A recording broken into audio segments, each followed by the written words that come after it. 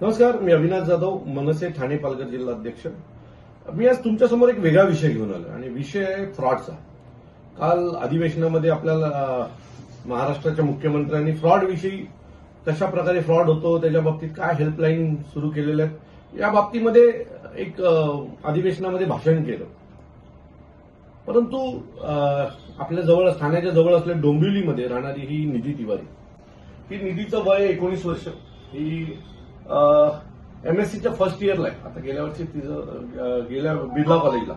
आणि या मुलीला हिच्या एका मैत्रिणीने फोन केला आणि तिला सांगितलं की मला तुझ्या बँकेचं अकाउंट खोलायचं, तुझं डॉक्युमेंट्स दे.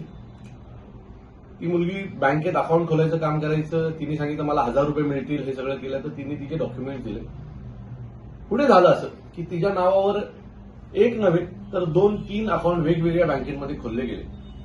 आणि ते अकाउंट खोलल्याच्या नंतर या निधीच्या अकाउंटवर, एका अकाउंटवर पैसे घेतले गेले 2,60,00,000 रुपये आणि दुसऱ्या अकाउंटला घेतले 10 लाख रुपये. आणि अजून काही अकाउंट खोलले असतील तर तिला माहित नाही. हे तिच्या समोर आले, ते ती आपल्या समोर आणते. बरं, अकाउंट खोलताना मोबाईल नंबर तिचा आहे का? तर तिचा नाही. दुसऱ्या तिराही कोणाचा तरी मोबाईल अकाउंट नंबर घेऊन तिच्या नावाने अकाउंट खोलले गेले. 2,60,00,000चं ट्रान्झॅक्शन तिच्या अकाउंटवर झालं. आणि हे पैसे कोणाकडनं घेतलेत? तर हे पैसे घेतलेले आहेत, मला वाटतं की महाराष्ट्र सोडून उर्वरित भागात, उत्तराखंडातल्या विविध भागांमधनं लोकांना फसवणूक करून, विविध खोटे आमिष दाखवून, भूलथापा मारून, कोणीतरी जेलला आहे असं दाखवून, या सगळ्यांकडनं 2,60,00,000 रुपये हिच्या अकाउंटला घेण्यात आले. आता ही अमाऊंट खूप मोठी असणार आहे. ही 2,60,70,00,000ची अमाऊंट ही हिच्या एकीच्या अकाउंटमध्ये आता आम्हाला दिसते. आणि मला वाटतं 2,60,00,000 रुपये घेतल्याच्या नंतर आता हा माणूस भेटला का, की हे अकाउंट कोणी खोलले होते, ऑपरेट कोणी केले होते? तो हो, हा माणूस देखील सापडला. हा उल्हासनगरमधला एक माणूस आहे. आणि ह्या माणसाने हे सगळे जे झोल आहेत ते या माणसाने केलेले आहेत. ही मुलगी पोलीस स्टेशनला गेली.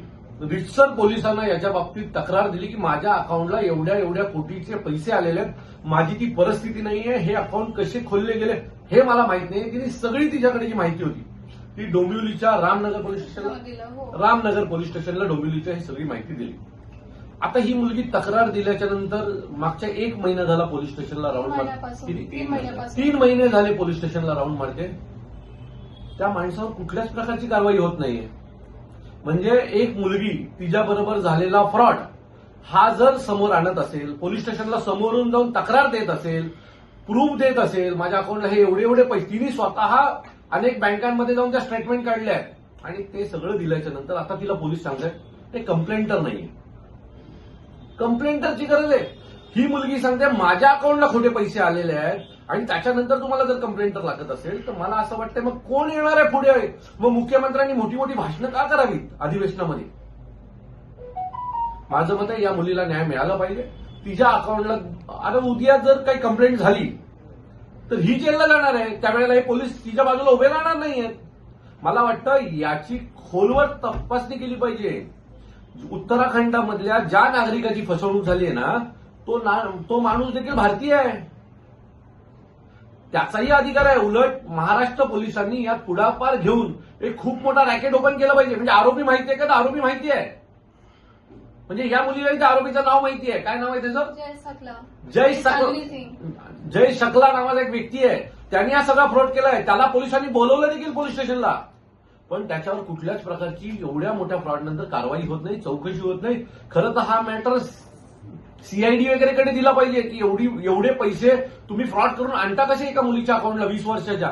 अशा कितीतरी मुली असतील, कितीतरी कॉलेजची मुलं असतील ज्यांच्या अकाउंट, त्यांच्या नावाने अकाउंट ओपन केले गेले असतील आणि त्यांच्या नावावर एवढ्या मोठ्या प्रमाणात पैसे घेतले गेले असतील.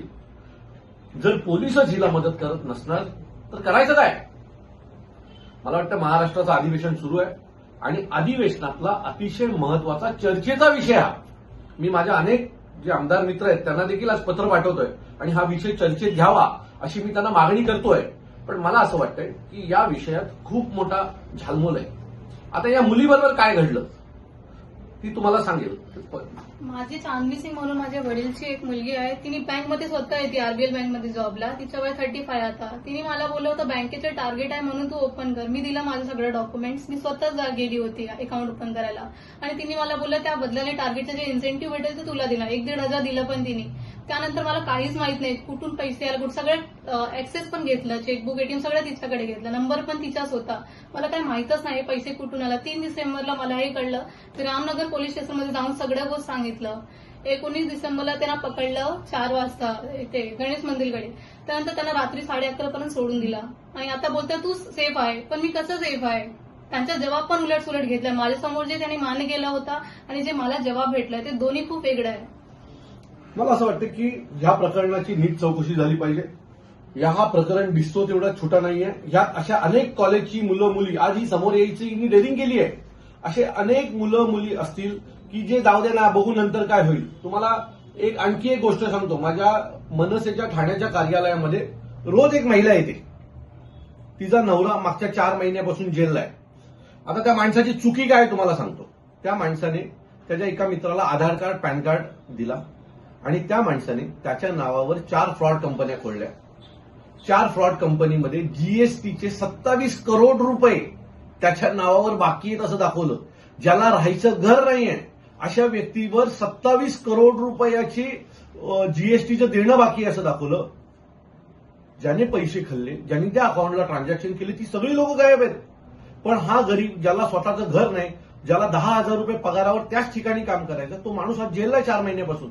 उद्या या मुलीबरोबर पण तेच होईल, अनेक मुलांबरोबर तेच होईल. माझी महाराष्ट्राच्या मुख्यमंत्र्यांना विनंती आहे की या प्रकरणाची चौकशी झाली पाहिजे. ज्या अधिकाऱ्यांनी यात निष्काळजीपणा केला, यात व्यवहारही झाले, तुम्ही ज्या अधिकाऱ्यांनी यात निष्काळजीपणा केलेला आहे त्या सर्व अधिकाऱ्यांना तात्काळ सस्पेंड केला गेला पाहिजे अशी आमची मागणी आहे. नाही तर या मुलीला घेऊन मी उपोषणाला बसीन, एवढं नक्की. धन्यवाद.